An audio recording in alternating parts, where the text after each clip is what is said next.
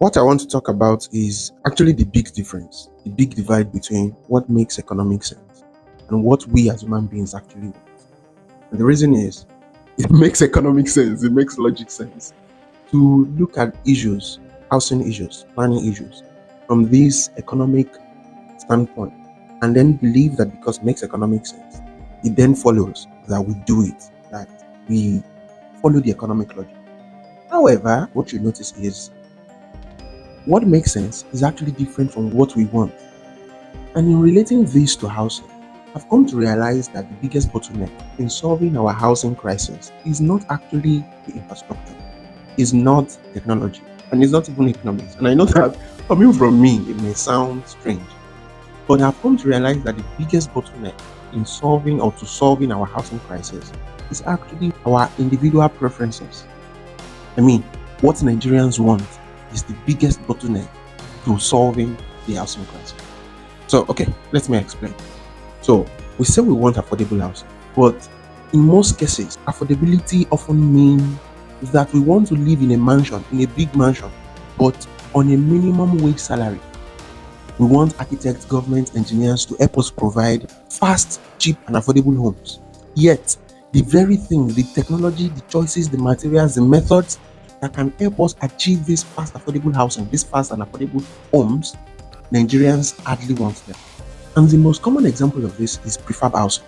We've romanticized the idea of prefab housing for decades. In fact, many of us believe that modular housing, prefab housing, is the future of sustainable living. Yet, on the other hand, we don't want to live in it. I mean, of course, we agree that it is nice, it is perfect, it makes sense, it is sustainable, it is modular, it is everything, but only for others. But as long as it's us, we still want the ornate, well-made, well-crafted, custom-made mansion. Because to us, these prefab houses are temporary. They are something that you can couple and dismantle tomorrow. So they feel temporary. And I remember those words exactly because those were the exact words that somebody used to describe Dolphin Estates in Ikoyi. Like it's just a cheap downgrade. Let me add, this case also covers our locally sourced and locally available building materials as well as our traditional building materials. So why do we unconsciously perceive this prefab as cheap even though they make economic sense? Why do we unconsciously reject them even though we know that they are efficient, they are sustainable, they are modular, they are everything, and they fit affordability for us? And so to truly understand how our culture unconsciously wires us to reject these construction methods, materials, and methodologies, we first need to understand the technical reality of this dichotomy, of this half conversation first.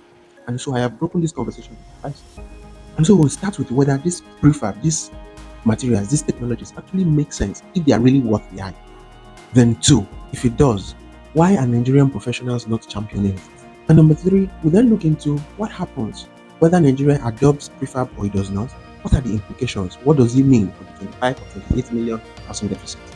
And from these three sections, we'll then be able to have enough context and background to judge or understand this cultural perception so that we can then understand how this perception influences and affects the circular economy, how it affects the market. And finally, we then come back and round it up with whether it is our choices that should control the market or economic logic that should control the market. And so we come to whether it is our own traditional buildings, our own cultural preference, or these concrete boxes that actually make sense. So let's dive into it and start with number one.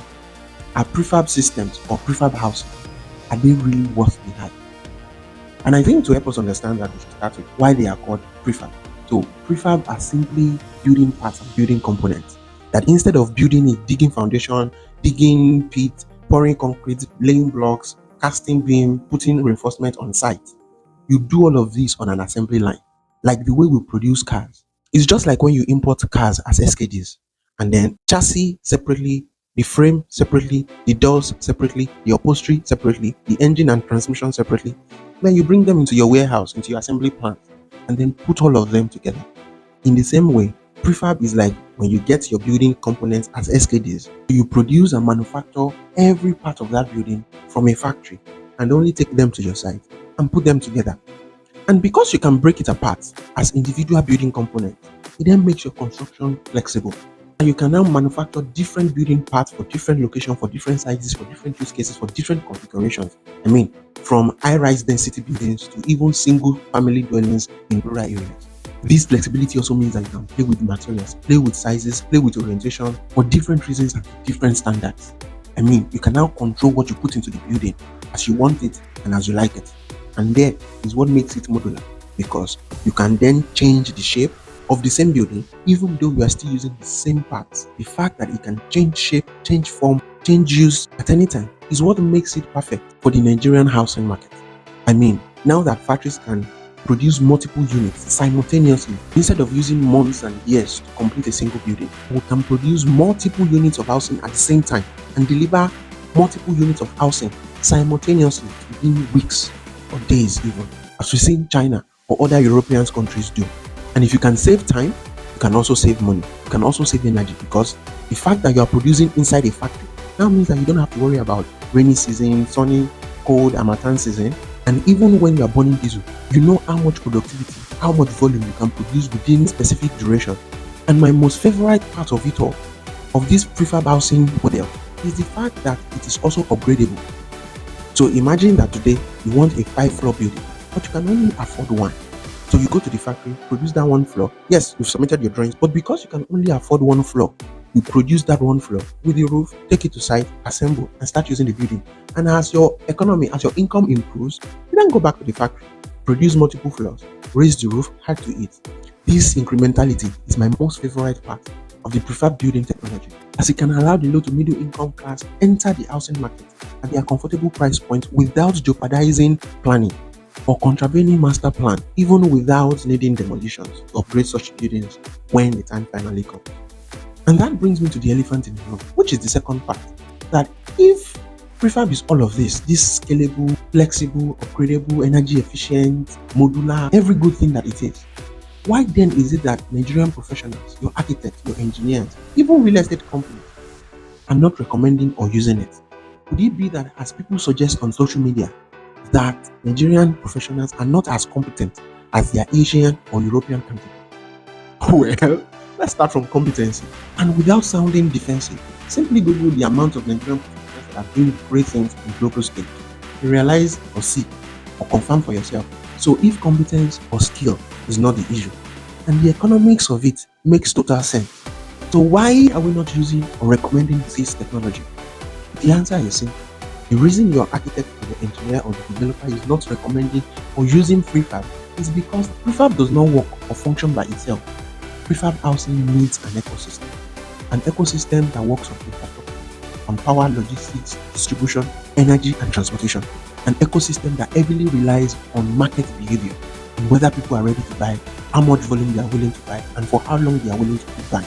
On basic macroeconomics, what is the inflation rate? How much does dollar cost? What is the value of naira? What is the cost of production? And what is the cost of capital? All of these are the necessary infrastructure that power and support the housing ecosystem.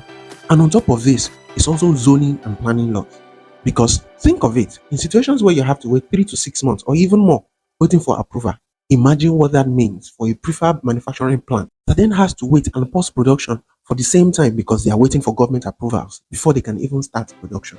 So let's take the Dangote refineries for example, where even before one block of foundation was laid, the company has invested its own money building transportation and logistics infrastructure. Look at the roads, look at the seaports, look at the power infrastructure, even train thousands of people, professionals, artisans, workers, skilled and unskilled.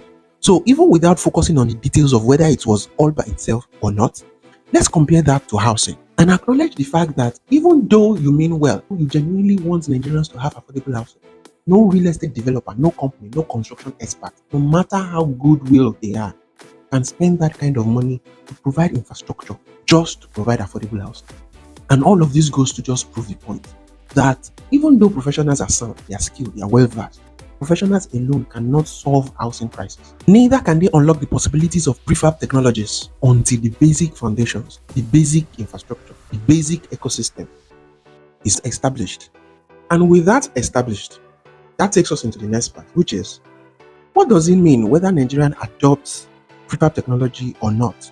What does that mean for the 28 or 25 million housing shortage?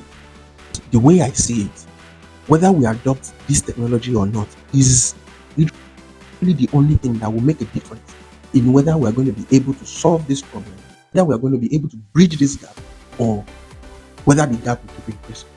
Should we ignore this technology and maintain status quo?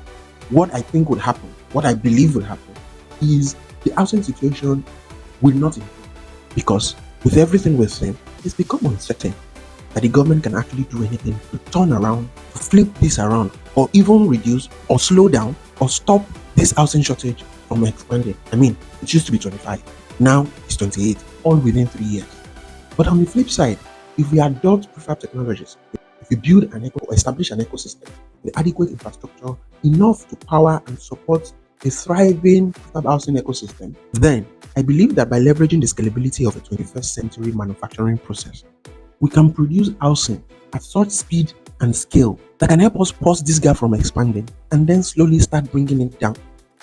And what this means for the economy is that now government, private, semi-private, and even individuals can then produce more housing at fairer pricing and at faster speed and scale. And now to the main part, because after we've spoken all the grammar, all of which nobody cares about, because after all the grammar of sustainability, modularity, flexibility, efficiency, energy sustainability, and all of that, the most important thing in all of this is, what do people want? Because at the end of the day, what people care about is what they want. And I intentionally left that out in the previous section when I was talking about the housing ecosystem, because the most important consideration in all of this is not how people feel, it's not what people think, it's not what makes sense, but really, what are people willing? What are they ready? What are they going to pay for? That is what the market cares about. That is what any producer, any manufacturer, or even economist, I dare say, that is all that matters. That is all they think about. So even apart from its direct influence on prefab housing, our individual choices, our cultural preferences, what we want, what we buy, what we consciously or unconsciously reject or accept is the most singular, most consequential thing that affects economic outcomes. So if people are not going to buy prefab housing, no matter how good the roads are, no matter how smooth the road is, no matter how much logistics infrastructure or distribution we have, even if energy is cheap and electricity is free, if Nigerians don't want prefab, no manufacturer, producer, or investor will be interested in it.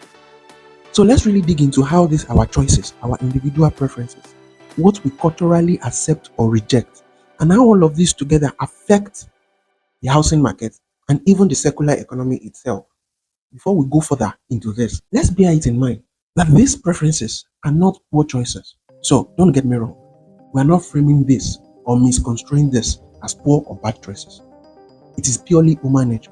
And for a fact, the same reasons why these choices prevail is the same reasons that make Nigeria shine and makes Nigerians shine bright on global stages. So this is human nature. This is who we are as Nigerians. And all of this is especially rooted in the fact that Nigerians are highly aspirational, highly competitive, and highly resilient people. And all of this together affect our choices, affect our preferences. So let's get into how all of these choices, these aspirations and competitiveness, how they all affect housing demand and, in extension, the housing economy. So number one is skepticism over quality and look and feel.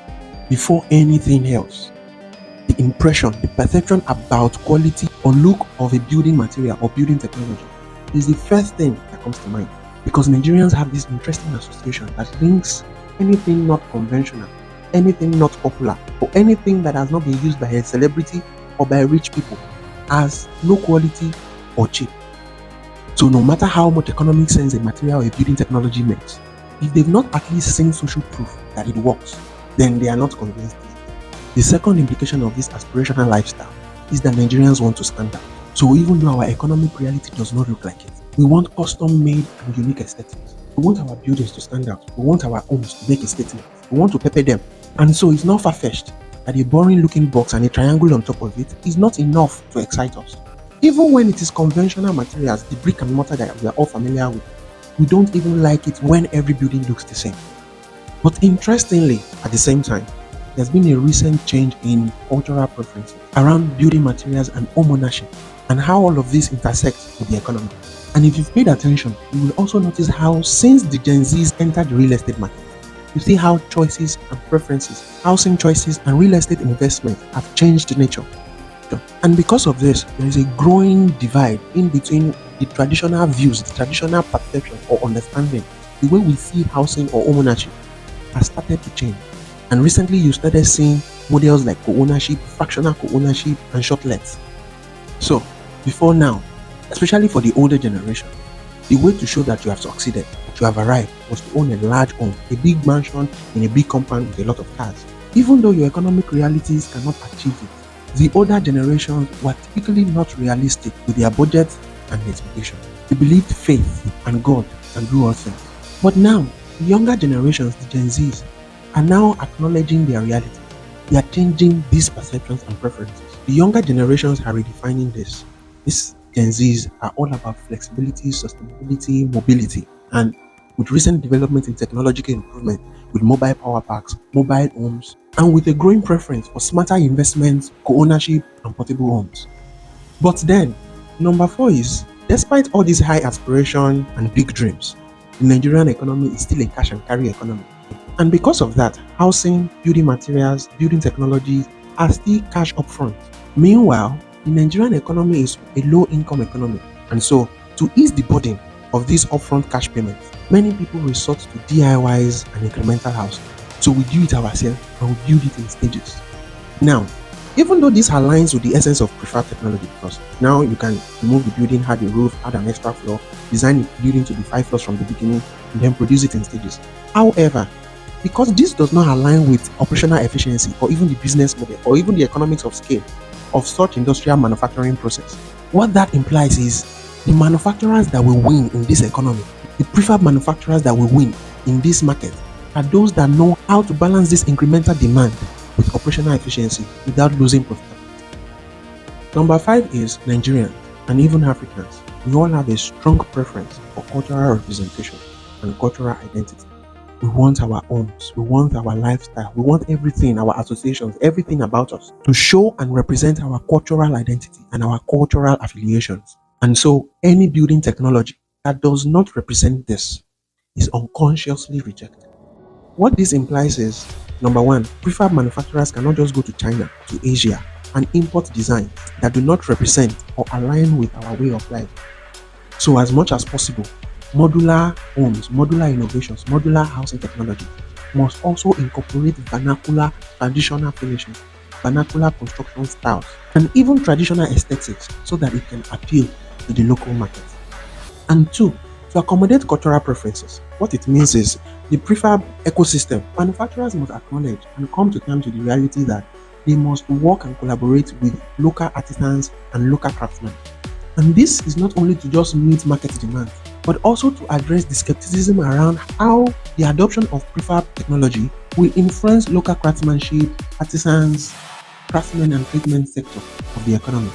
So what this will mean is manufacturers will then incorporate stencils, formwork, molds, sockets that allows us to plug traditional finishes, local building materials, custom finishes into prefab units. And that brings us to the last part, which is between these local traditional preferences and modern prefab building technologies. Which one is better for Nigeria or which one is better for our economy? But at the end of the day, this goes beyond that because to each there is pros and cons. For traditional preferences, the market has evolved to support it. However, this is at the expense of technology improvement. This is at the expense of providing functional construction ecosystem. This is at the expense of the speed and scalability at which modern building technologies can help us bridge and solve our housing deficit. But yet, we can't also throw all of that away because it is these preferences that actually determine what the market wants. So, at the end of the day, whether it's traditional building materials, imported, prefab, none of these matters if we don't build, support, grow, and maintain a self-sustaining and functional ecosystem. So as long as housing outcomes, even the economic outcomes, are more decided and influenced by systemic constraints, systemic inputs like zoning, infrastructure, energy, power, transportation, logistics, and professionals only play a little part. Professionals can only guide you through that process. Then we must solve all our infrastructure deficits and also put structure into all our planning processes. So, if I will leave you with one thing, is the fact that whether traditional style or prefab, these are simply building methods or building technology. In fact, let me be clearer, whether it is flat roof or hidden roof, whether it is modular building or traditional building, whether it is prefab or traditional, whether you build with wood or with concrete, or whether you buy local, build it yourself, or you even import everything 100%. None of this matter as long as we don't build, grow, support, and establish a functional ecosystem that supports the housing market, that supports the housing economy, and on which any building technology, any manufacturing process, or any building material, whether local or imported, can successfully power and drive affordable and accessible housing outcome. I mean, that is what matters. That is the essence of it. And I hope you say.